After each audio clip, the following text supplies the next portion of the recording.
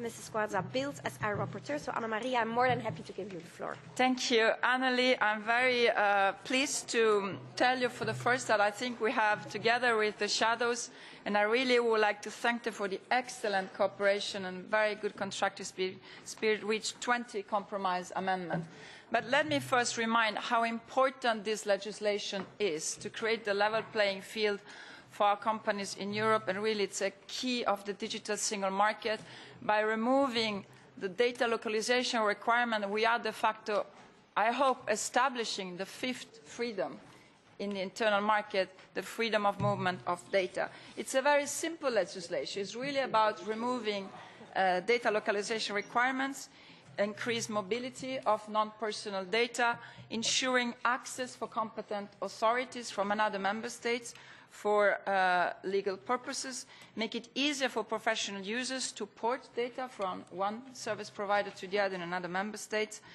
And we really together want to deliver clear, simple, legal, certain, future-proof rules that are easily applicable in real life.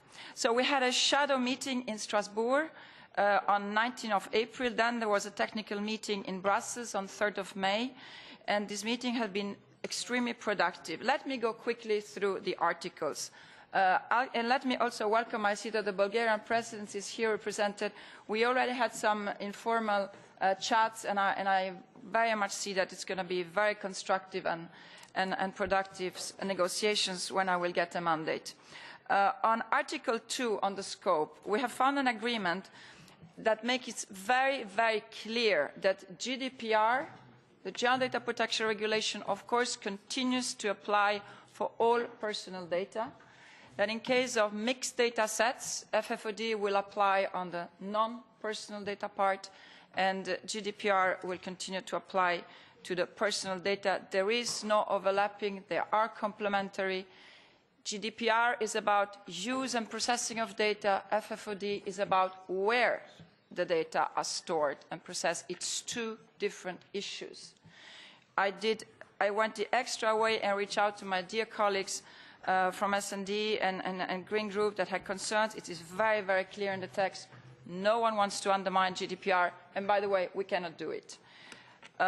So on Recital 9, also related to that, and very much thanks to the very, very good help from the legal services, we also have further clarified this. Also in Recital 10, concerning the scope, we underline that this regulation does not impose any obligation to store the different kinds of data separately, nor an obligation to unbundle in case of mixed data sets. In Recital 4, we also underline that this regulation does in no way oblige private entities or public entities to outsource their data. It is on a voluntary basis. That was important for some of our colleagues, because it is very important that we include public authorities if they want to be more efficient, have a less costful way of processing their data, but it's not obligatory to do it. On Article 3, which is a definition, and the correspondent Recital 7, we also found, I think, a very good compromise, which clearly states that both private and public sectors, as I just said, are included in the scope.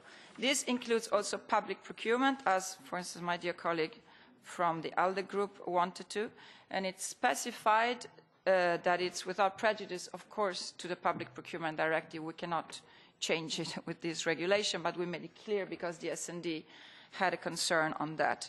On Article 4, which is the free movement of data, the exception, I'm very happy that there is a very strong consensus to have one exception on public security and no other exception.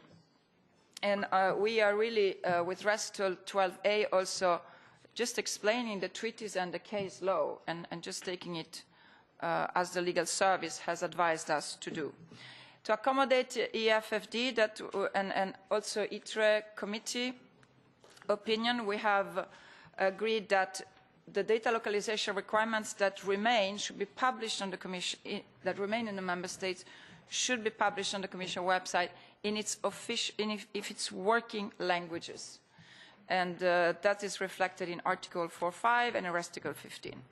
Then, on availability to competent authorities, Article 5, we have actually made it simpler and easier for competent authorities from another member state to ask the service provider first, the companies first, and then, if necessary, ask also the competent authorities in the other member states if they wish to have access for legal reasons to the data processed in another member states.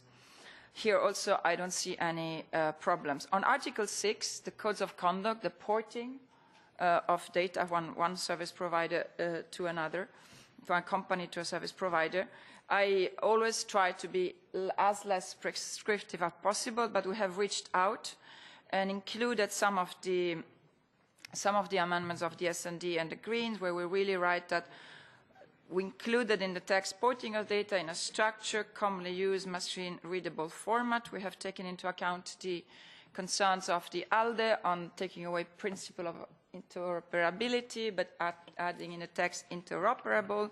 I'm very detailed because these are issues that I want to be very clear that we went the extra way to take into concern all the groups that had inputs. We have also specified that it should be easier for SMEs, and SMEs should be encouraged to participate in the developments of codes of conduct, as the Greens and the S&D wanted to. On Article 9, on the evaluation, I'm very happy that we all agreed on a timetable.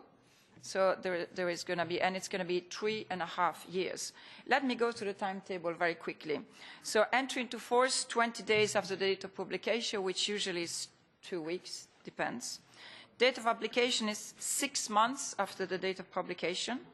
The developments of codes of conduct should be completed after 1 year of the date of publication, and effectively implemented 2 years after the date of publication. We separated the adoption of the codes of conduct and the effective implementation to really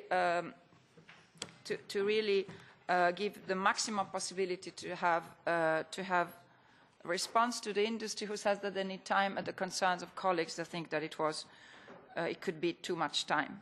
Then the Commission should present guidelines on the interaction between FFOD and GDPR 21 days after the date of publication, which means months and a half. And we have included a concern from the S&D on the issue of de-anonymization of data. Of course, if data that were anonymized are de-anonymized, they become private personal data and will be covered by the relevant legislation, GDPR. We have even specified in a recital that also personal data for electronic communication, which means the privacy directive will be regulation, is not affected. It was unnecessary to put it, but I did it in a spirit of compromise. So, colleagues, I very much thank you for all the good cooperation. I look forward to a very strong support in the vote on the 4th of June, and I have as an objective to start technical meetings and negotiation with the Bulgarian presidency as soon as I get the mandate, and hopefully to finish as the Council actually has adopted in its conclusion in December within the Bulgarian presidency. Thank you.